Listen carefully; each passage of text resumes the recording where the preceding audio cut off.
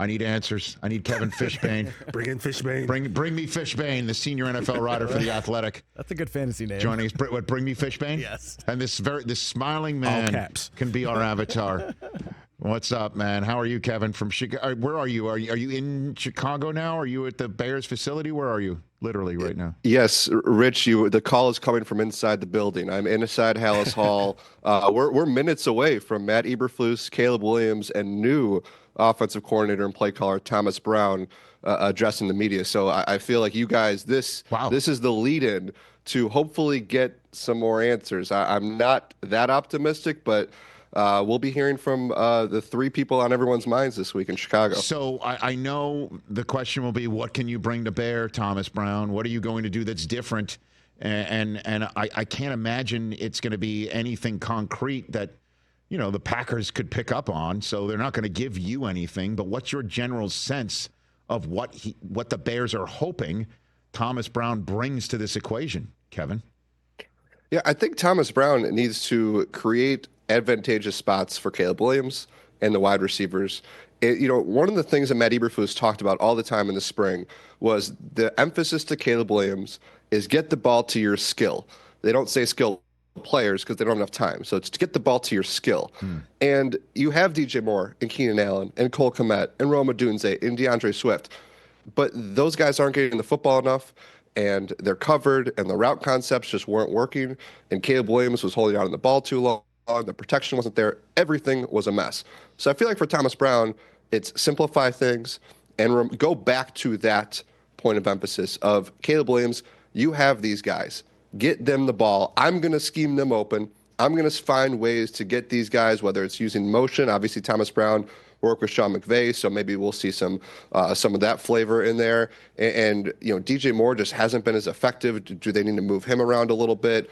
They're going to have to find ways to just give Caleb Williams some layups. Just let him get some easy buckets, and that should build his confidence back from where I got to believe it's as low as it maybe been in his football career as it is right now. Like, that's the goal for Thomas Brown, is get these little victories within games, and hopefully for them it could lead to actual wins on the field. But Shane Waldron is no dummy. I mean, you know what I mean? So obviously he would have been smart enough to know I got to get the layups for Caleb, and that we have the guys who can make the layups if Caleb can actually get them the ball. So what really wasn't working that you think Thomas Brown can actually change? Is it coaching style? Is it communication style that might actually vibe with the players better, Kevin? Yeah, well, schematically, Rich, it is puzzling because I mentioned Thomas Brown worked with Sean McVay, so did Shane Waldron. Like, that was one of the big appeals of bringing Waldron in, is they were looking for guys from that coaching tree. And I don't know really what happened in terms, like, when you go back and you watch these games, again, guys aren't getting open. The plays don't really make sense. I think some of it was Caleb Williams is very smart. And he's doing a lot of things at the line that other rookie quarterbacks don't do and can't do. And I feel like they gave him all that liberty to do it, and it was just too much. So you have that going on the Shane Waldron side. I do think you bring up a good point about Thomas Brown, because this is somebody who's got that kind of galvanizing personality, if you will. Like, you hear this, I was reading an article the other day from his time in LA, Matthew Stafford, who played with Thomas Brown in Georgia, said when he comes in the room, he commands the room. And this team needs that right now. Like, you already heard in week 3, they were telling Shane Waldron to coach them harder. So Waldron just wasn't maybe the right personality fit for this building. And the hope is that obviously you got to win games in the field, but this whole offense in the locker room needs somebody that they believe in, that they trust. And I think Thomas Brown at least is going to come in there with a different personality that I feel like they're going to gravitate to. Kevin Fishbain of The Athletic here, covering the Bears on the Rich Eisen Show. Sylvie, known as Mark Silverman, known as Sylvie of Waddle and Sylvie there in Chicago, a very popular radio show. I've appeared on it a couple times myself. Says that he was hearing some veterans were asking for Caleb to be benched in favor of Tyson Bagent. What's your reporting on that, Kevin? Yeah, so I haven't heard that, Rich, but here's the thing. Like, there are some frustrated veterans in that locker room, and they're not really masking it. And these are guys, if you look at, again, I'm not saying that these are the people who, went to management with this. I'm not going to dispute Sylvia's report, but like Keenan Allen's here on 1 year. Mercedes Lewis came back for 1 year. DJ Moore just signed a long-term extension to be here, to be part of this. So you could understand that some of those guys are probably frustrated. You could understand that they see Caleb Williams struggling. And one of the things that Tyson Bagent does well is he's accurate. He gets the ball out quick, and he's very accurate. We saw that in his brief time last year. All that aside, Rich, it is a stupid idea to bench Caleb Williams and put in Tyson Bagent. It just that would be, I know you guys, I'm sure you guys have talked about what's going on in Indianapolis, different situations, but Caleb Williams needs confidence. He needs to get better, and he's not going to get better by sitting on the bench and watching Tyson Bagent, who, look, the Bears made a phenomenal find in Bagent. The fact that this conversation reportedly is even coming up speaks to Bagent's abilities, which is great. But Caleb Williams is the #1 pick. He's a Heisman Trophy winner, right? Those 3 games, you were there, Rich, in London, that happened. It was you saw it. I was there in person. He made those plays. I just think that the goal for this team right now, and it's going to be hard for some guys, coaches and players, coaches who want to, make it to next year, players who want to win, it's going to be hard for them to have this perspective. But the ultimate goal for this franchise is to, in January, know that they have the guy, to know that no matter who the coach is next year, no matter who the coordinator is next year, they have their guy in Caleb Williams.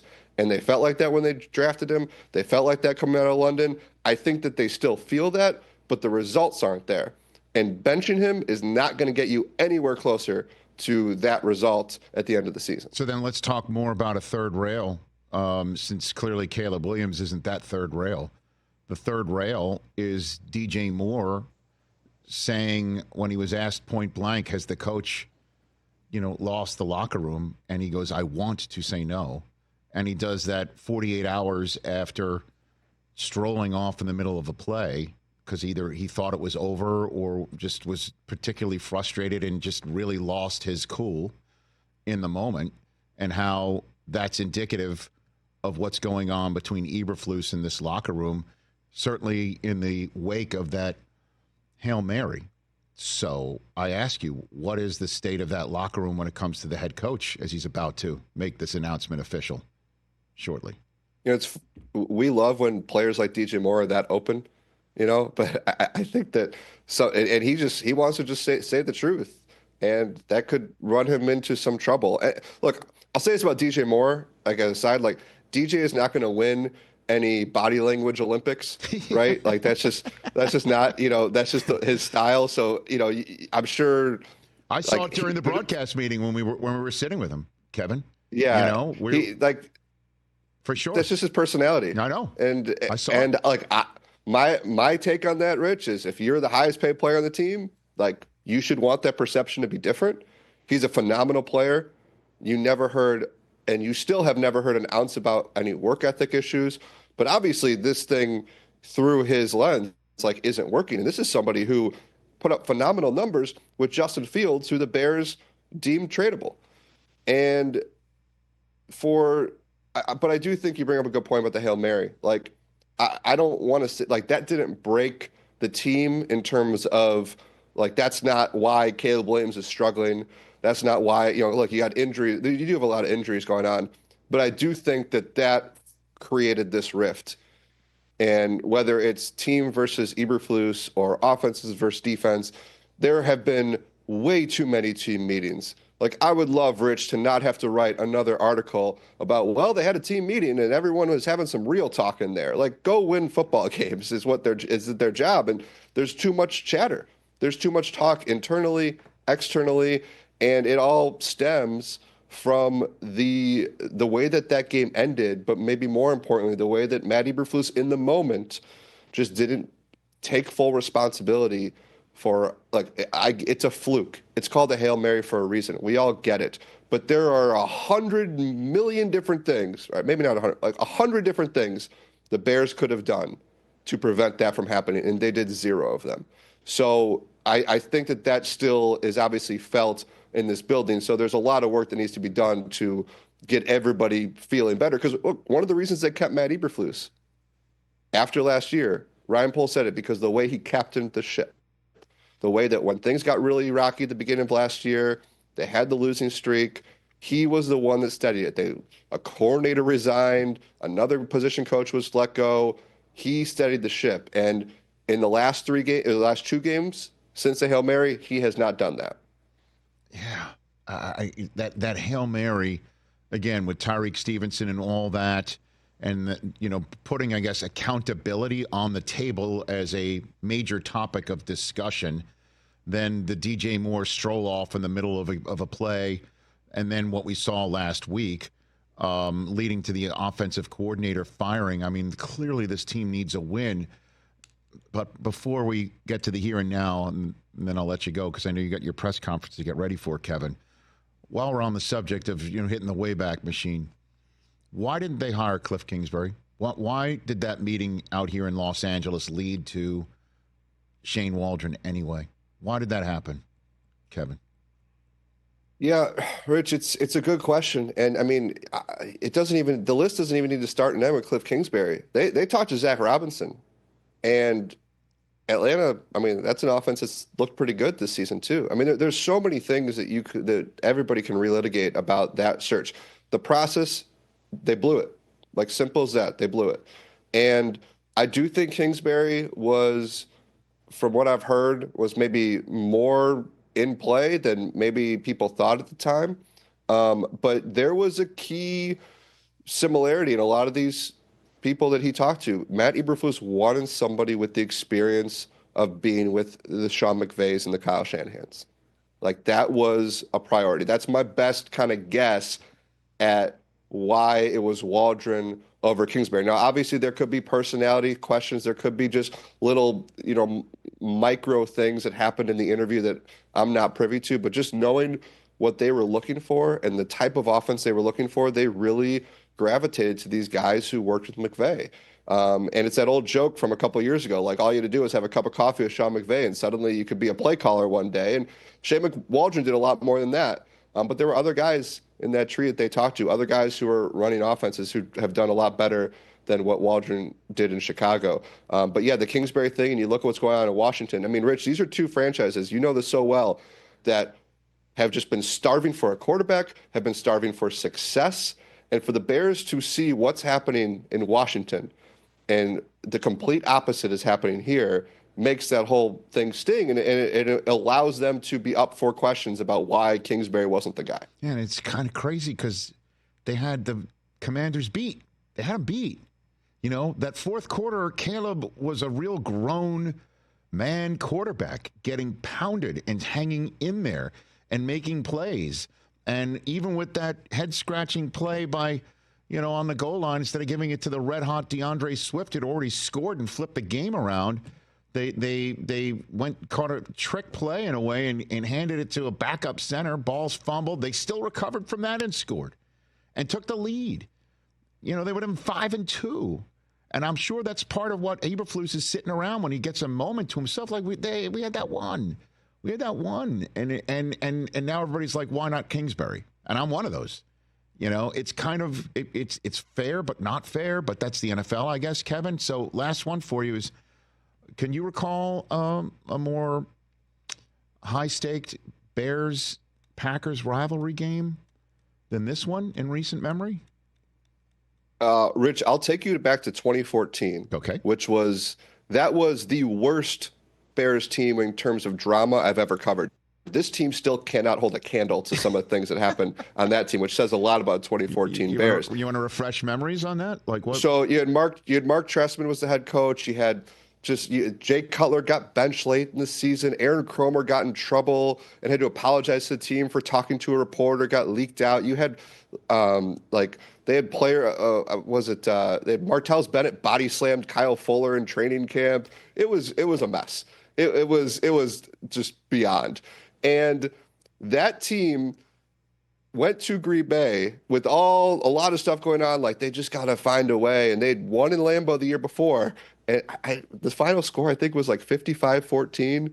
I want to say like Rodgers it was up. Packers were up 35-0 at halftime. So when Bears fans, or maybe it was 42-0, the Bears fans have been saying that the theme this week, Rich, has been, well, it can't get worse than losing 19-3 to the Patriots. Oh, well, I mean, because if you lose to the Packers, at least the Packers are a good team, right? But that rivalry means the world to the McCaskey family. And if they go out in Soldier Field in front of their home fans and do what they did in 2014, or I can pick any other year that they've had an embarrassing loss to the Packers. There have been several.